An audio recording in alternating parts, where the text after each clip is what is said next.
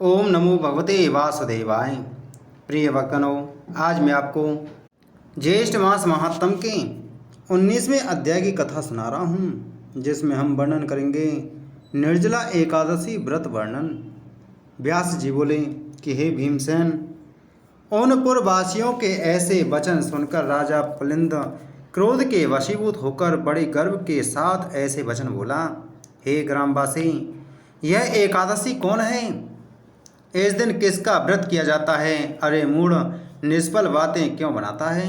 तू अपने घर कुशलता से चला जा, नहीं तो मेरे यह परम दारुण दूत तुझको मारेंगे।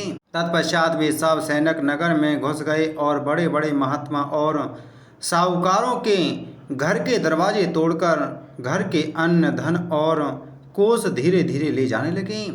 बड़े बड़े धन पालों के घरों के फाटक तोड़कर अच्छे अच्छे धन को ले गए और समस्त नगर के घर भयानक सैनिकों से भर गए। उस दिन पूर्ववासियों को कंदमूल और फल आदि कुछ भी नहीं मिल सका और समस्त पूर्ववासियों का निर्जला एकादशी का व्रत हो गया। स्वर्ग में भगवान विष्णु सहसा उठकर खड़े हो गए तथा गरुण जी को बुलाकर उनके कान में बहुत सी बातें समझा दी तथा गरुड़ जी की सवारी कर शीघ्र उसी नगर को गए और वहां जाकर विविध प्रकार की सेना की रचना की। उस सेना के सैनिक, जिनमें किसी के 3 नेत्र, 3 मुख, 7 जिह्वा, 4 पैर, महान अद्भुत बड़े बड़े दांत तथा 3 सिर, 2 मुख और 10 मुख, 6 मुख तथा 5 मुख, हाथी के समान मुख, हाथी के समान स्वरूप, सिंह के जैसी आकृति वाले, महान भयानक नरसिंह के समान तेजस्वी, सिंदूर से पूर्णजित मुख, महिषासुर के समान प्रभा युक्त ऊर्ध्व केश, दिगंबर नर मुंडधारी, आंतों की माला से युक्त व्याघ्र चर्मधारी, इससे पहले ऐसी सेना कभी नहीं देखी गई। ऐसी सेना को सर्वव्यापक प्रभु विष्णु भगवान ने आज्ञा दी कि राज्य में उधम मचाने वाले इस राजा पुलिंद का सेना सहित मेरी आज्ञा से सूर्योदय से पूर्व ही खूब अच्छी तरह से नाश करो।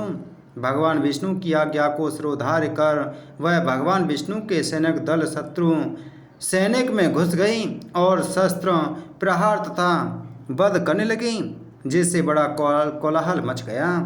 कुछ खड़ग से और कुछ खड़बांग से वध किए गए और कुछ दांतों से काटे गए तथा अग्र को कुछ लोग भक्षण कर गए और वीर लोग भाग रहे थे, उनको पैरों से पकड़कर नीचे गिरा दिया गया। इस प्रकार पैदल सेना के बहुत से वीर मार दिए गए और बहुत से खा लिए गए। रथी, घुड़सवार, घोड़ा आदि अत्यंत दांतों से चूर्ण कर दिए गए। शिविर में आग लगाकर भस्म कर दिया गया और उसका बड़ा प्रकाश हुआ।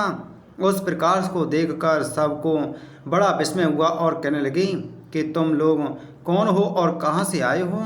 हम लोगों ने ऐसे वीरों को कहीं पर भी नहीं देखा। अतः उनको मनुष्य ना समझ कर सब सैनिक भागने लगे। सैनिकों को भागता देखकर विष्णु सैनिकों ने उनका पीछा कर मार डाला। इस प्रकार पुलिंद के सब सैनिकों को मार डाला। इसके पश्चात विष्णु गणों के साथ युद्ध करने के लिए स्वयं राजा पुलिंद गया और शस्त्र अस्त्र के दारुण प्रहार से आधा पहर युद्ध किया। जब उनके साथ युद्ध करने में किसी प्रकार से भी समर्थ न हुआ, तब मन में विचार करने लगा कि अब हम भी यहाँ से भाग जाएं, अन्यथा यहाँ पर सब नष्ट हो जाएंगे।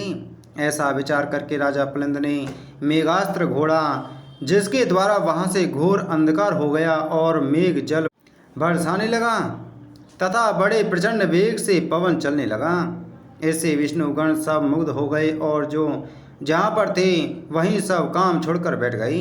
ऐसा समय देखकर राजा पुलिंद घोड़े पर सवार होकर सहसा वहाँ से भाग चला। जो सैनिक बच रहे थे वह भी राजा के चले जाने पर वहाँ से चल दिए। भक्त वत्सल विष्णु भगवान अपने भक्तों का कार्य करके अपने लोक में चले गए। प्रातःकाल होने पर नगरवासी अत्यंत आश्चर्य करने लगे और वहां पर शत्रु की सेना न देखकर अतः अंत में पारण के समय उन्होंने निश्चय किया कि यह सब कुछ स्वप्न मात्र था तथा भगवत प्रिय स्नान आदि कर्म किए। इति श्री ज्येष्ठ मास महात्म निर्जला एकादशी व्रत वर्णन 19वां अध्याय संपूर्ण। ज्येष्ठ मास महात्म की जय। बोलो विष्णु भगवान की जय।